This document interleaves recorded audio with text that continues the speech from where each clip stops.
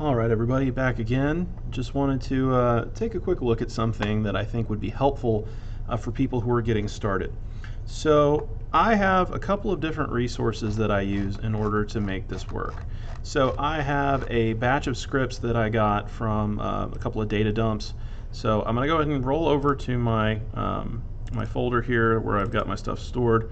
So here's just some information that I've got here. I'm going to go into Project Arroyo, FO2, and data dump. So this is where I've got my SSL script editor, my data explorer. I'm going to go ahead and go into data dump, and I've got a couple of different things here. I've got the master and I've got the patch. The patch version has some updated items that we may use here or there to make some changes. So you can see here I've got DC Derek, which is one of our smaller characters. So if I open him up in the SSL script editor, it's going to ask me to compile it. So I'm going to go ahead and make the annotation patch. So now I've got 3 different SSLs open. I've got one that's 493 lines, one that's 494 lines, and one that is 214 lines. Now the one that's 214 lines is the one that's most interesting to me because that has the most in terms of commentary. It tells me in the documentation here what's really going on with these calls. So I like to take a look at all of these if at all possible, excuse me, because it will sometimes give me a greater concept of what's actually going on throughout the entirety of the scripts. So I can go ahead and kind of start compressing down some of these a little bit, like check party members near door is one that you're going to see quite a bit whenever you're looking at these scripts. Especially if you're looking at the one that's like a direct extraction.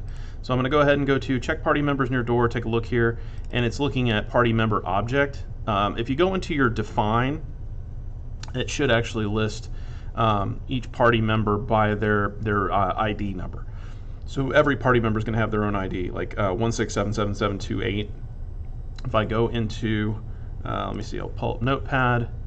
I'll go ahead and go to my open dialog, and I will go to my scripts, and then because I have these already compiled, I'll go into headers, and I believe define.h should give me what I need.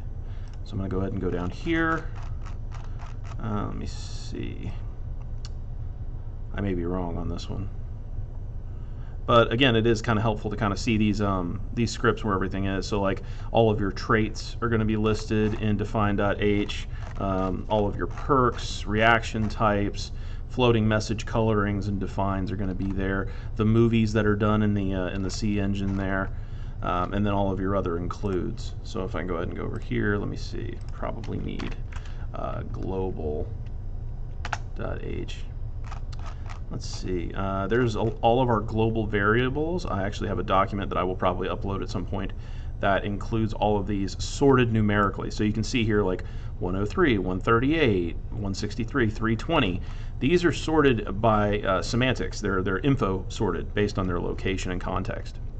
If you want to just see them numerically, it makes it a little bit simpler. Let me see here. There's our bit. There's the Kaga stuff. If you don't know about this, that's cut content for an NPC that was going to essentially be the rival of the chosen one, a previous chosen one that had failed. Let me see. Should be.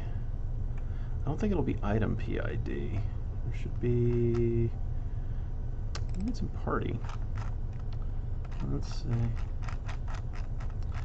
In any event, I'll move back into what I was doing here. The idea is that in each of these documents you will have definitions for which party member is which. So if I were to go to, let me see, party member object, that's probably going to be, let's see, pointers to the party member's object PID. So I could probably look for something in the PID section then. So if I search headers and I type in PID, let me see. So I'll go ahead and put in a search. Scene PID, item PID, critter PID. Critter PID is probably one of the ones I'm going to be looking for there. Here we go. Awesome. So this is going to be the critter prototype section. So prototype ID is what PID stands for. So if I have in my SFOL here 16,777,278, and I go ahead and do Control F, PID is Vic. So if I wanted to, I really could go through and document and say, you know, this party member is this guy.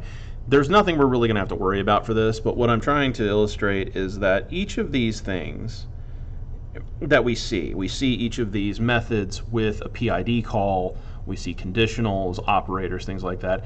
That's the basis of how this stuff works. That's why I like to have 3 different versions of what we have present, you know, if I can. You know, I would prefer to get just 2, you know, to where we just have the standard commented version and then the extracted version, which gives us the raw code. Obviously, there's a big difference between having almost 500 lines of code and 215. You know, and another thing, I want to make sure that people understand, I didn't make this clear in my last video, the wiki is not a canonical source of information by definition. It is editable and manipulable by users. So we want to make sure that we're always taking that with a grain of salt. The SSL and message files should always be considered to be the final arbiter of what's going on.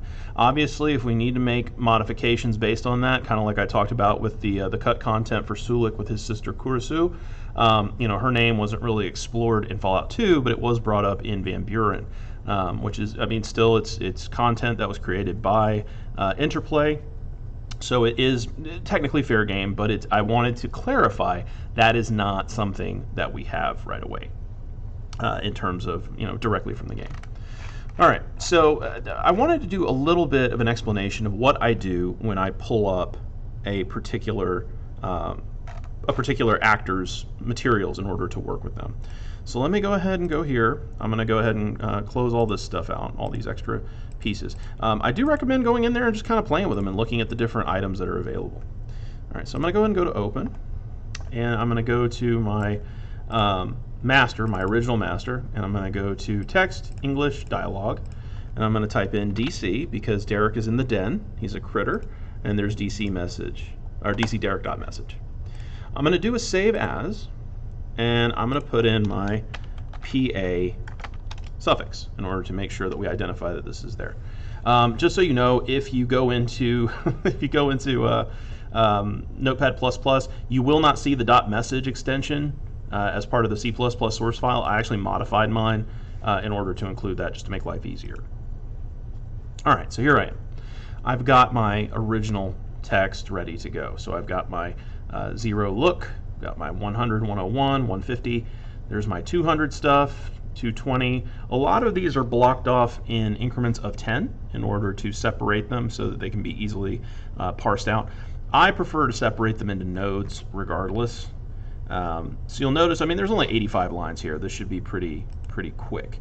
So what I'm going to do is I'm going to go ahead and grab KC Sulik, and I'm going to go ahead and move to the other view. So now I have kind of a side-by-side of what I've got here. So I'm going to go ahead and jump up to the top. I'm going to hit ## def m and def. I'm sorry, end m. Okay. And I am going to specify that this is my message language for both of these. Okay. And then that's my character block.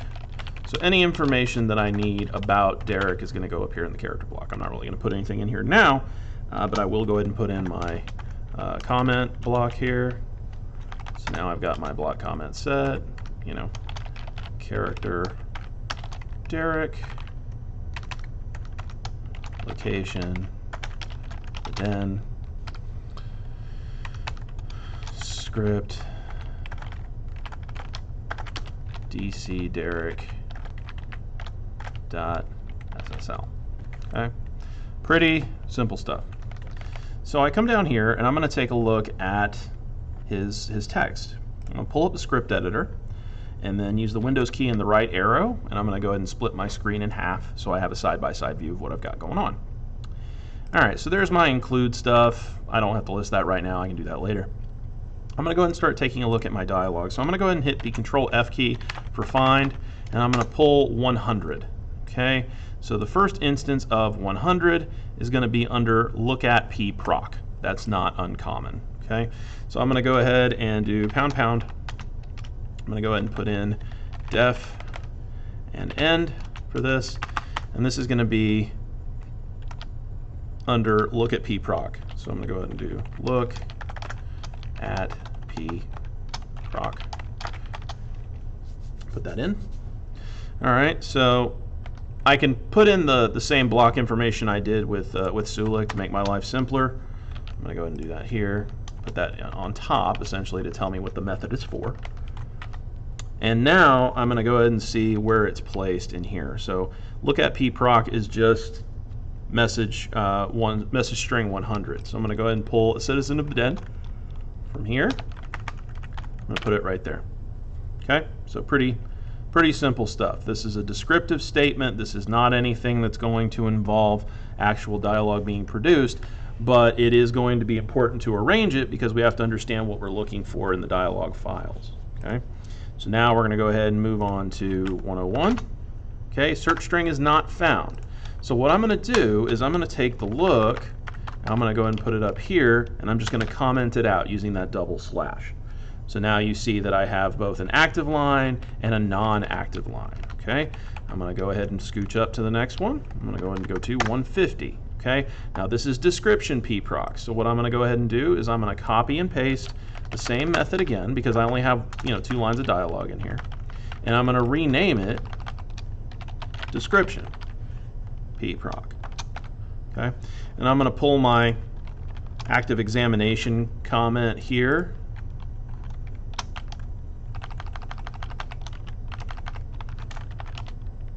Okay, and then I'm going to remove the dialogue that does not belong there and instead move in line 150. Okay, so I'm going to go ahead and take a look here. Now there is an item here in the variables that says set examined. So I'm going to go ahead and go to set examined. What I may do later on is just change it to say examined. I haven't decided yet, but that's the beauty of this, is that we're trying to do a relative amount of, we're conveying an idea. We're not doing specific coding. We could obviously be much more stringent about it if we were trying to actually encode it, but it's not necessarily what's going on. So here before, in the 100, I'm just showing you why I didn't put that in there before, is what's called an LVAR bit. It's a binary local variable that we're going to set as a flag. And that's something that's not really as important because there's not an alternate to that, but I have a feeling that set examined is going to be used later. Here before maybe, so we can be a little bit more judicious if we wish and go to set here before. And again, like I warned you in the last video, if you don't close the parenthesis, you'll notice that all that text stays blue. So it's important that we establish that early on.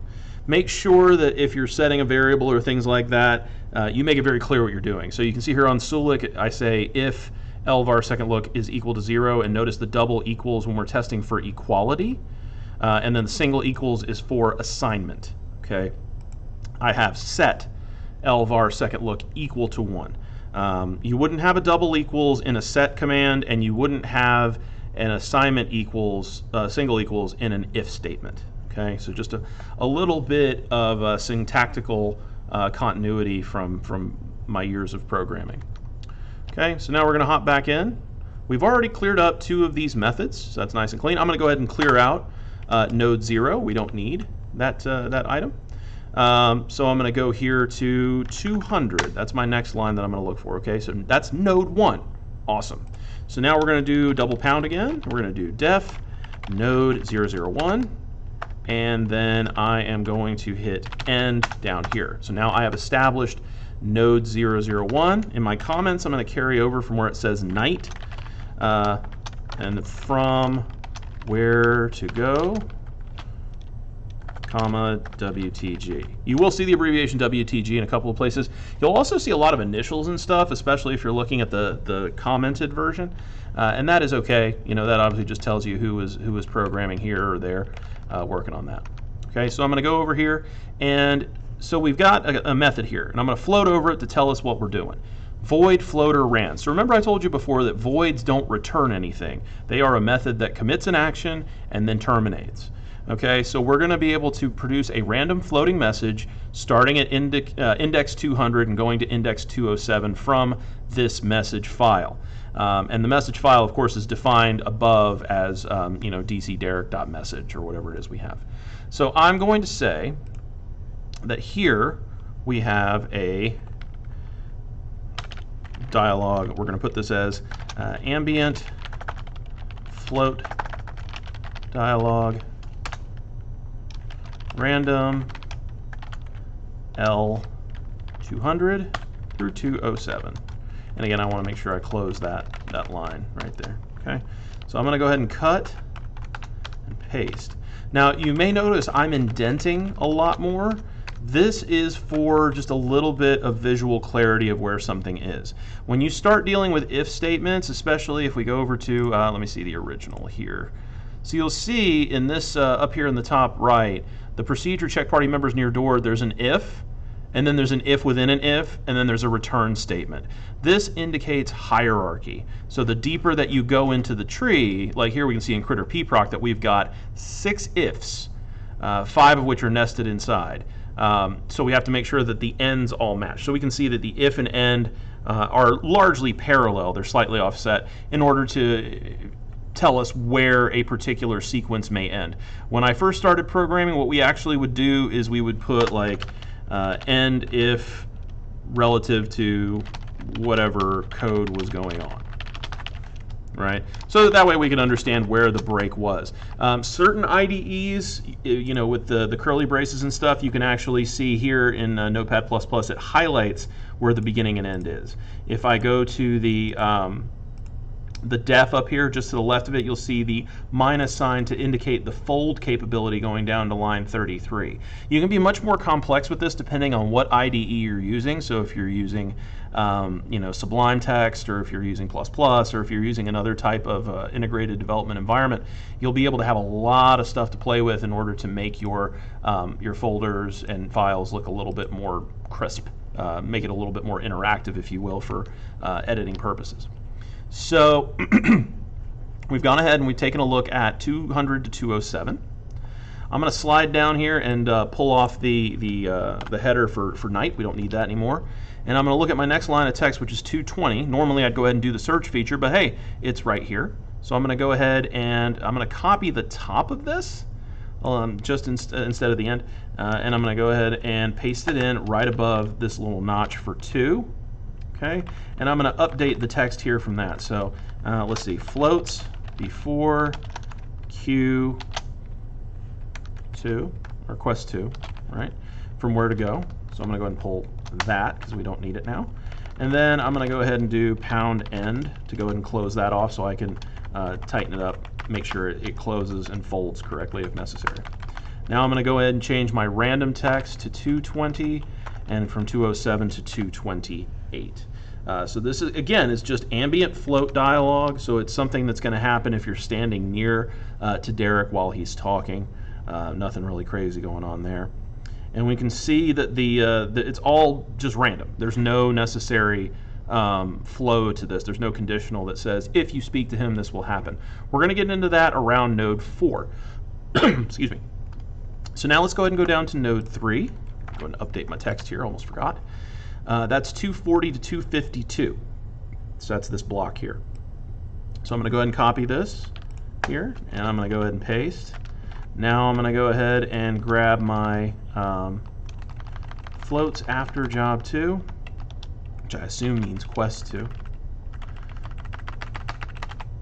And I'm going to go ahead and paste that in. I'm going to change job to quest just because I like continuity.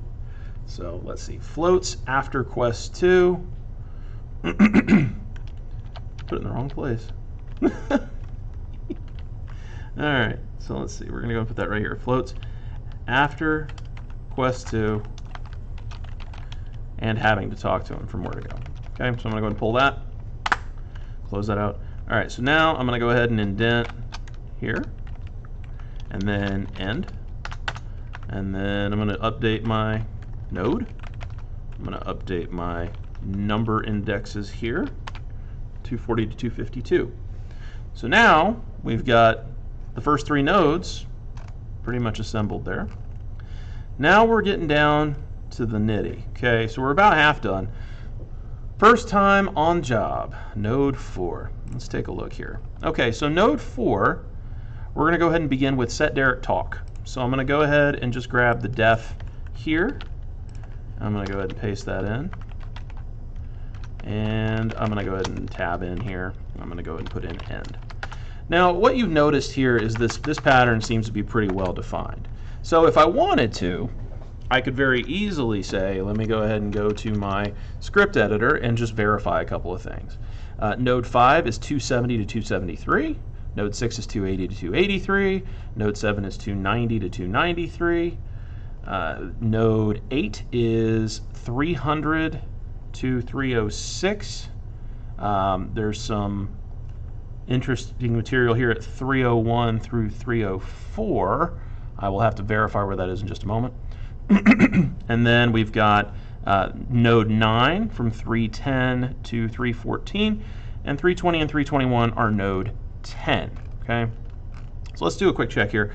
For 300, we've got plus local var node 8. So if our node 8 is currently established, we can then go ahead and start modifying what that is. So if local var lvar node 8 is less than 4, then begin incrementing lvar node 8. So if it starts at 0, 300 would give us that first line. Then we increment 301, increment again, 302, 3, 4. Now lvar node 8 is at 4. 4 less than 4 would be kind of an issue. So the likelihood is it's going to count right at 304 and stop.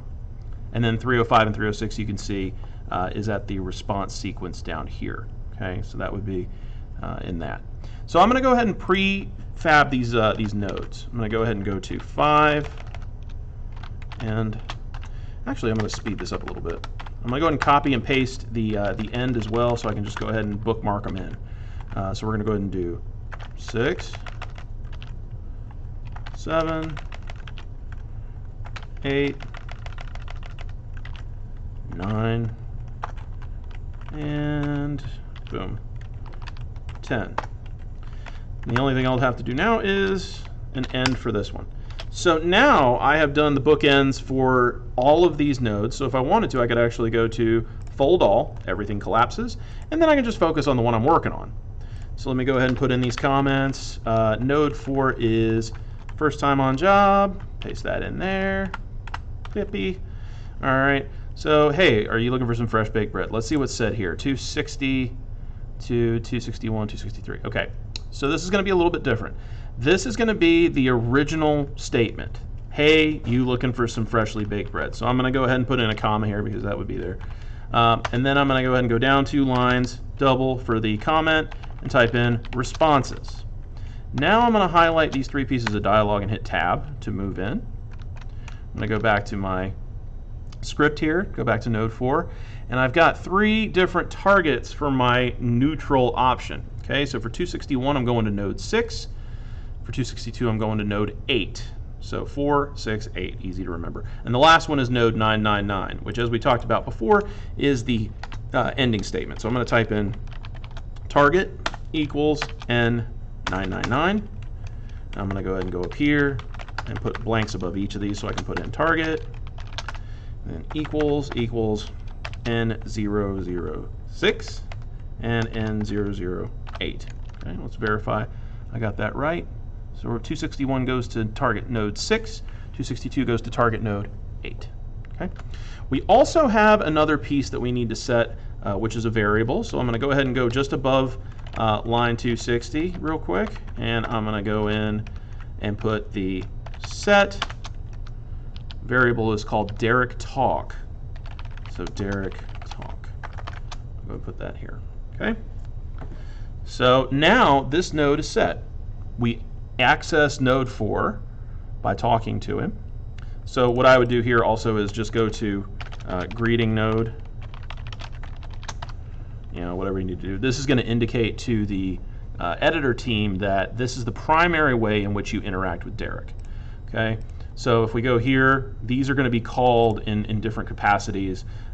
Floats are a little bit different. I'm not sure how we're going to translate those as far as ambient dialogue is concerned, but this is going to be standard interaction with an NPC. This is what we're used to seeing.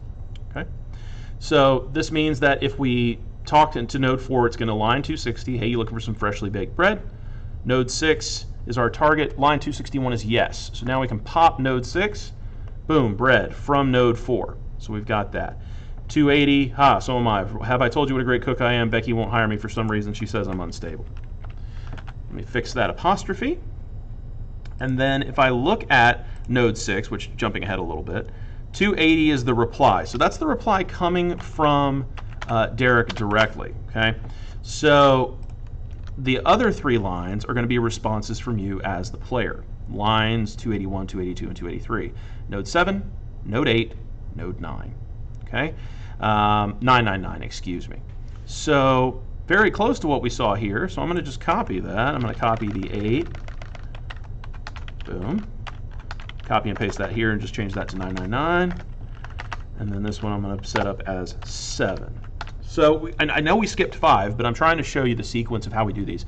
For those of you who remember, this is kind of like the old Choose Your Adventure books, to where it's like to chase the dragon down and hit him with a rock. Go to page 41. If you want to go hide in the corner until the cave collapses on top of the dragon's head, thousands of years from now, go to page 26. Whatever uproariously hilarious decision you choose to make. So this is just a series of breadcrumbs. We go from node to node, being able to change information based on these variables. So we're going to go ahead and do our little indentation here. I'm going to put in the responses comment tab just so that way everybody knows what it is. The great thing about Notepad++ is once you've typed something once, it treats it as part of its dictionary, so it will remember it's there. I also want to indent line 280, make sure that's there. I'm going to go ahead and take this up, cut and paste, and put it as my description here. So I'm going to go ahead and do bread from node 004. I can go ahead and put N004 if I want to. I can also put these descriptions in the name as I did with Sulik. You can see here if I scroll down on Sulik's, some of these will have a dash, like you owe how much here, plus 8 subnodes, versus putting it in the comments section up here. That's a stylistic choice. There's not really any penalty in my mind to doing it differently.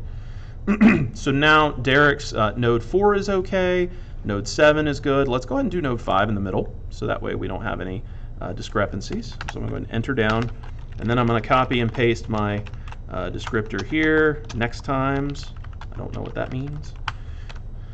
Oh, hi again.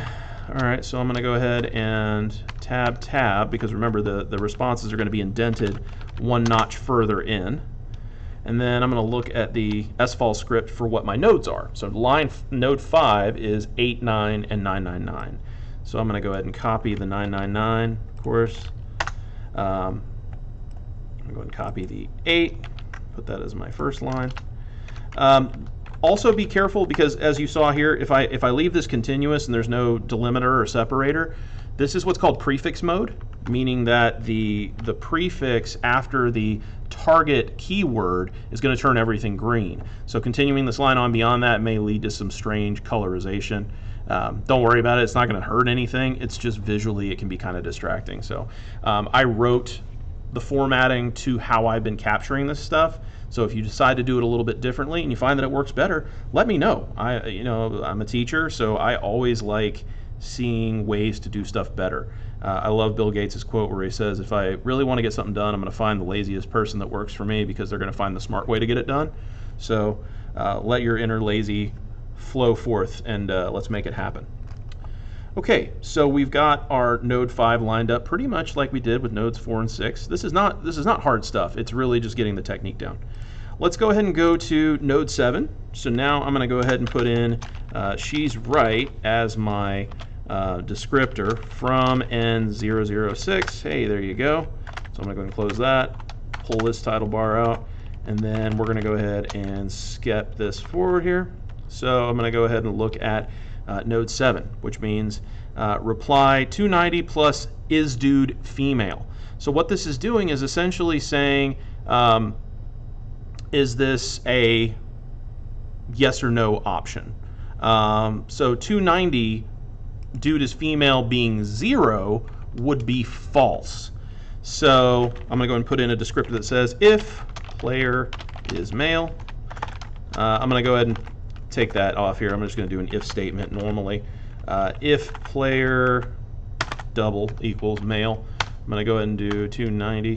I'm going to go ahead and do an else here because in the world of Fallout currently there is no trans or non-binary situations going on, so we only have the two options. Then I'm going to go over here and double check here. I've got my dude is female, so if it's a 0, means he's male. If he's a 1, if the variable is a 1, that means that it's female. So we would have 290 plus 0 or 1, so 290 or 291 for our response. Okay. Hopefully that's clear. And then we've got 292 and 93 as our response there. So I'm going to go ahead and paste those in. These both go to the same place, and being a Marvel fan my whole life, enough said being spelled with one F, it just rankles. So I'm going to fix that and put the apostrophe in front. All right, so now we've got node 7 squared away. And this means that the node 7 is terminal, so it's going to be a terminating area. We're not going to have anything that continues on quest-wise. Now we can do node 8. We're going to go ahead and grab looking for book from 4 through 6. So I'm going to go ahead and copy that, put my comment in, right? And then I'm going to go ahead and indent. And what I'm going to do actually is I'm going to go ahead and do 9 and 10s indentions as well as putting the descriptors on the front, because that'll make my life a little bit happier, I guess. More bread from 5, dumb floats from where to go. Okay. So there we go. Get those in. Okay. So now let's go ahead and do node 8. All right. So node 8 says 300 plus local var node 8. So this is going to be an incrementing sequence. So I'm going to go ahead and say set, what's the lvar 8? lvar node 8. Okay. Equal to 0. And then too many dents.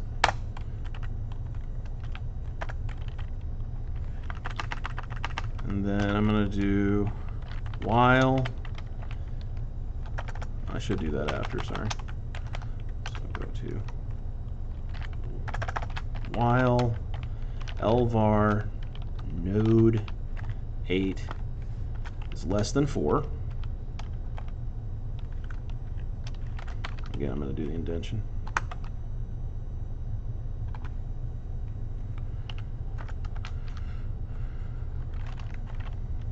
lvar node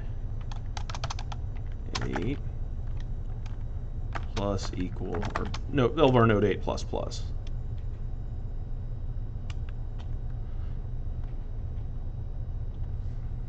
And then reply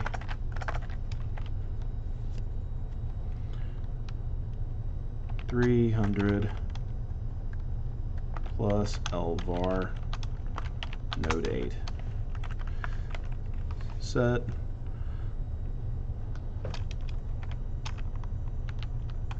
Let me go ahead and put the increment at the end. That should be a little bit easier. So I'm going to go ahead and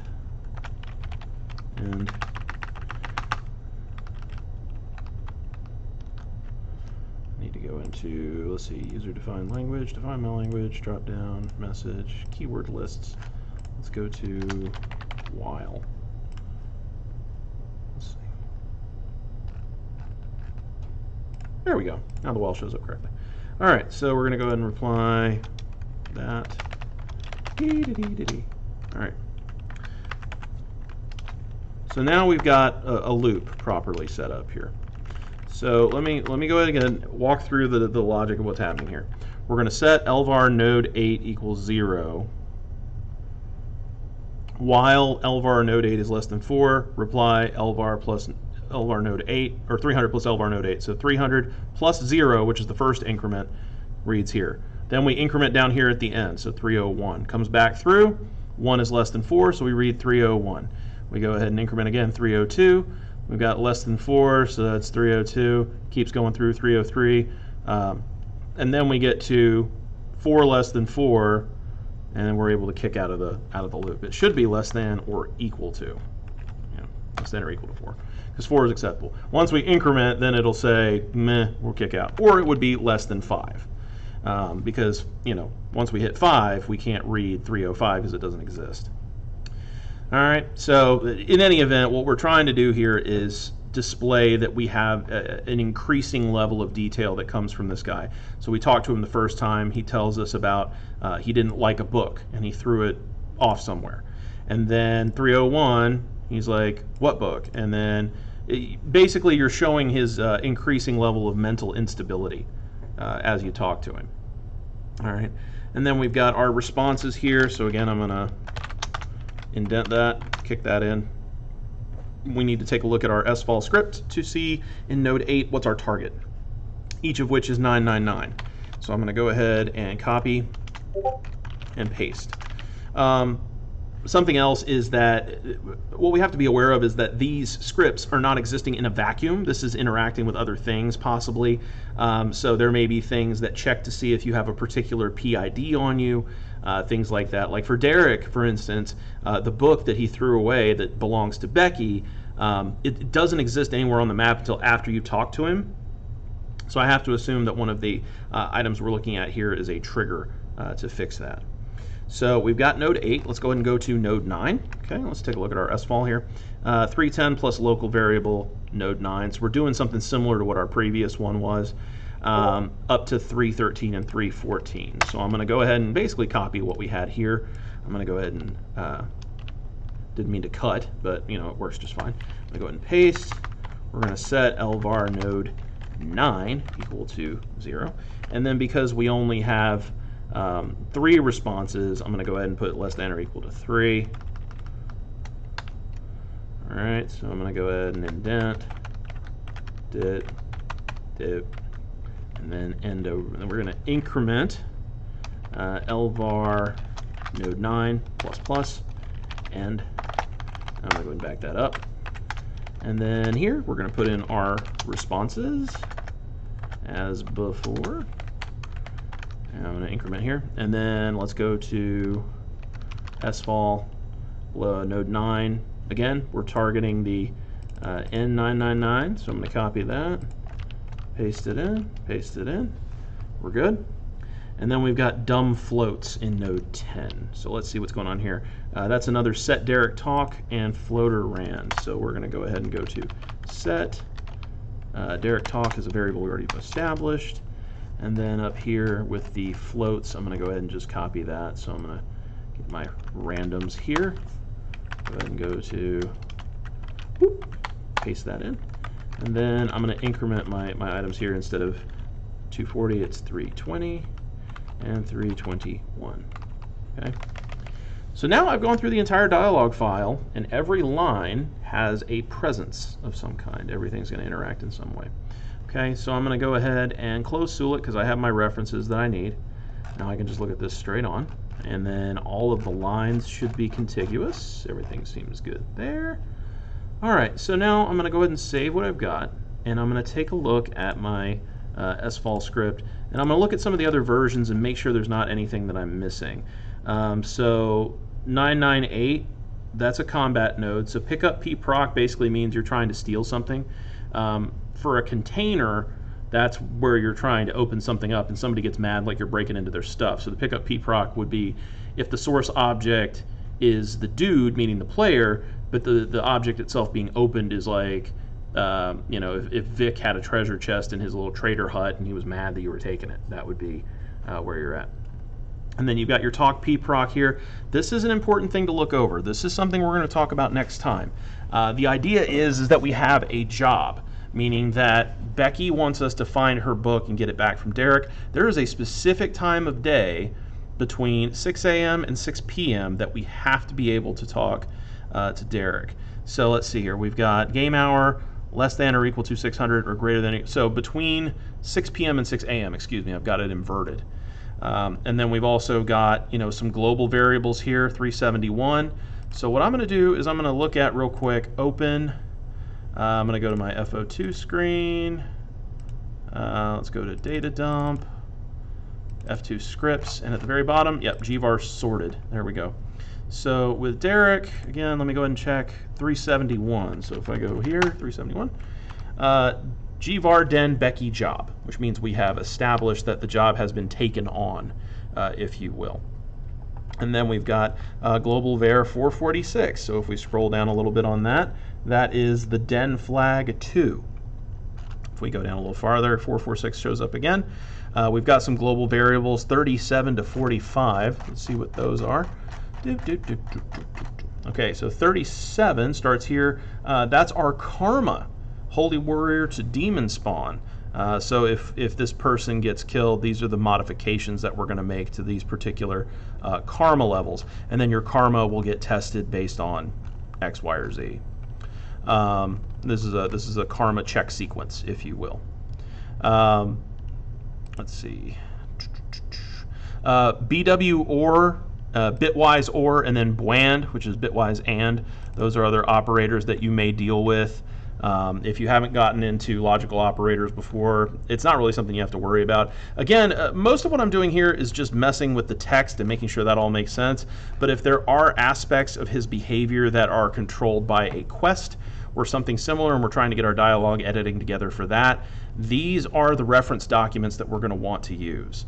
Notice here with node 4 in this particular SSL in patch form, if I go down to node 1 here, and take a look, it says ambient float dialog from 200 to 207. So the float message identifies an origination point, what type of message string it is, going from, message str comes from which list 904, that's Derek's entry here, and then 200 to 207 random. So this calls the same thing in a different capacity, okay?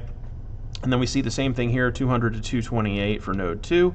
Let's go ahead and go down to set global var 446 bitword 4. So if we look at our gvar sorted, 446, again, just to refresh, den flag 2. So basically we can assume that this is global var 446 in node 4, setting Derek talk. So we can go ahead and put that here in the slash gvar 446. That might be something that clarifies something later on, especially if we're cross-referencing scripts. Because remember, a global variable is going to be something we see throughout the entirety of the game, whereas a local variable will be specific to that local object to which the script is attached. Again, if I go up here to my character block, let me go ahead and take a look here. gsay reply. So I'm going to go ahead and put message list number, and in this case it's 904. That may be something that I want to refer back to later on. I don't know, but I'm going to go ahead and put that in my notes just because, again, it might be helpful. So then we go ahead and check over here, GIQ option 904. So I talked about the GIQ option last video, and the idea is that this is a method of checking for a given value of IQ, or special points, in the dialog string. So instead of having to have an if that says like if player int less than 4, meaning that it's 3 or lower, then we can go ahead and qualify that here instead. So the GIQ option is a little bit different than just the standard NB or G options. We've got our intelligence quotient test here for 4. We've got our message list here. We've got our message entry. Procedure target 7. So 281 dialog line goes to node 7. 281 goes to node 7. We've got that. And then we've got this 50 here at the end. Now this is not something we're going to mess with a whole lot, but it is a reaction adjustment. So it causes a given reaction based on 50, I think, is middle of the road. Higher numbers are obviously more agitated. You can improve or decrease interactions in that way. So let's see here. Get critter stat dude object 34 equal to 1. So let's look at node 7 here. Your critter stat is your gender. Okay, so 904 290 plus get this equals to 1. Okay, so once you've got your GSay reply, you're essentially testing whether or not you're going to be using 292 or 293 as your response, but it'll give you your prompting here. So this is one of the examples of how C++ likes to use these compound method statements in order to avoid having to have an if or a decision block. It makes it inherent in the process. For a more clear way of reading what we have here for node 8 with the LVAR node increment, you can see here GSay reply 904 300 plus local variable 5. So local variable 5 currently should be set to 0. That should be the initial index. And then as long as it's less than 4, we go ahead and set it equal to 1 greater than it was. And then we put out whatever the option was. And then we have our GIQ options here. Node 10, let's go down to our floats. We see global variable 446. Again, that's the Derek talk option with a B word or bitwise OR of 4. I'm not sure what that's trying to do. I don't know why it would set it to 4, but in any event, that would be 100 in binary. And then there's our float message. Again, there's the origination point, the message string, the list that it came from, the random options, and then message type 8, which I guess would be the color we have defined in either define or global. But anyway, I just wanted to give a quick rundown on how we would structure Derek as far as getting the message together. Next time, I will record a video to talk about how we're going to turn this modified message file into a mind map in FreePlane. So thank you for your time and attention, and I hope it's been at least somewhat instructional, and I'll see you next time.